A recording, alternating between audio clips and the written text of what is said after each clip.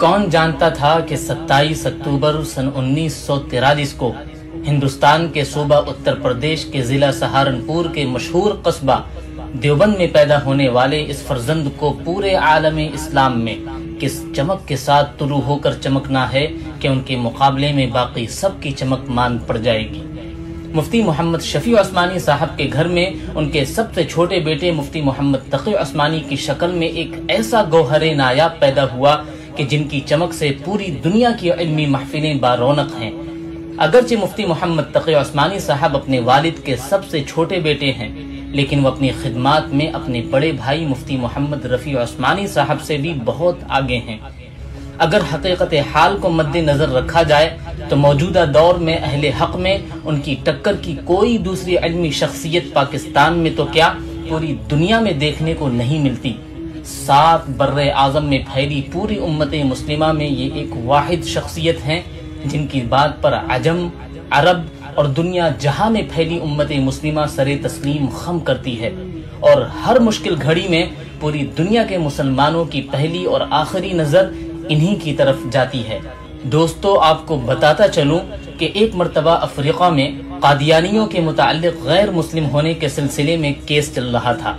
और अदालत में दलीलें देनी थी, तो अफ्रीका के मुसलमानों की नजर पूरी दुनिया को छोड़कर इस मकसद के लिए जिस हस्ती की तरफ पड़ी वो हजरत मुफ्ती मोहम्मद तकी उस्मानी साहब थे, जो अफ्रीका वालों की दावत पर अफ्रीका गए और कोर्ट में अपनी दलीलों से कादियानियों को काफिर साबित करने में कामयाब रहे।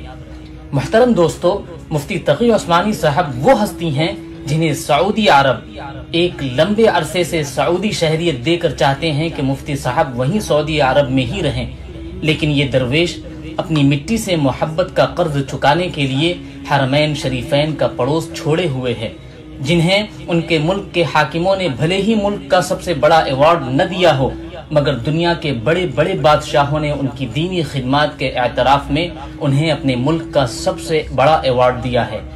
मुहतरम दोस्तों, आपको जानकर ये हैरानी होगी कि सिर्फ इस्लामी दुनिया के हुक्मरान ही नहीं बल्कि इंग्लैंड के साबिका वजीर आजम डेविड कैमरून से शुमाली अमरीका के हाकिमों तक मुफ्ती तकी उस्मानी साहब से वक्त लेकर इस्लाम के निज़ाम मईशत यानी इकोनॉमी सिस्टम पर मशवरा लेते हैं। दुनिया की नामवर और मशहूर यूनिवर्सिटीज से लेकर वर्ल्ड इकोनॉमिक फोरम जैसे आलमी फोरम्स पर इकोनॉमी के मौजू पर तकरीर करने के लिए मुफ्ती तकी उस्मानी साहब को मेहमान खुसूसी के तौर पर बुलाया जाता है। 150 से जायद अरबी, उर्दू, फारसी और अंग्रेजी जुबानों का इल्मी खजाना उम्मत मुस्लिमा के लिए लिख कर हदिया कर चुके हैं, और ये कोई सिर्फ 150 किताबें ही नहीं बल्कि एक किताब की कई जिल्दें हैं और हर जिल्द में हजारों सफ़हात हैं। पाकिस्तान की एक बड़ी अदालत सुप्रीम कोर्ट में 20-25 साल चीफ जस्टिस भी रह चुके हैं। ये एक वाहिद ऐसे मुसन्निफ हैं